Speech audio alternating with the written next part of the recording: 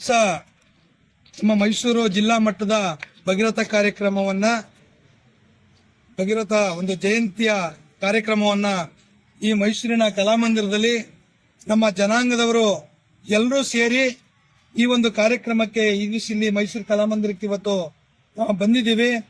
ಈ ಒಂದು ಕಲಾ ಮಂದಿರಕ್ಕೆ ನಮ್ಮ ಪೂಜ್ಯ ಸ್ವಾಮೀಜಿಗಳಾದಂಥ ಪರಮ ಪೂಜ್ಯ ಸ್ವಾಮೀಜಿಗಳಾದಂಥ ಡಾಕ್ಟರ್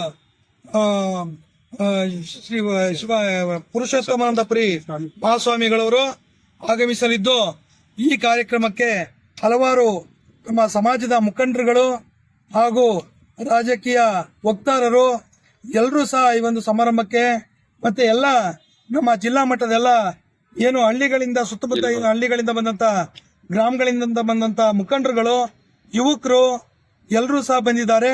ಈ ಒಂದು ಕಾರ್ಯಕ್ರಮ ನಮ್ಮ ಜಯಂತಿ ಒಂದು ಮುಂದೆ ಒಳ್ಳೇದಾಗ್ಲಿ. ನಮ್ಮ ಭಗೀರಥ ಮಹರ್ಷಿಗಳಿಗೆ ಇವತ್ತು ಆ ಗಂಗೆಯನ್ನು ತಪಸ್ಸು ಮಾಡಿ ಒಂದು ಭೂಮಿಗೆ ಧರೆಗೆ ಗಂಗೆಯನ್ನು ತಂದಂತ ದಿವಸ ಇವತ್ತು. ಹಾಗಾಗಿ ಅದರ ಒಂದು ವಿಶೇಷವಾಗಿ ನಾವು ಭಗೀರಥ ಜಯಂತಿಯನ್ನು ನಾವು ಈ ದಿನ ಆಚರಿಸ್ತಾ ಇದ್ದೀವಿ. ಎಲ್ಲರೂ ಸಹಕಾರ ಒಂದು ಇರಬೇಕು ಅಂತ ನಾನು ಕೇಳ್ಕೊಳ್ತಾ ನಾನು ಎರಡು ಮಾತುಗಳನ್ನ ಮುಗಿಸ್ತಾ ಇದ್ದೇನೆ.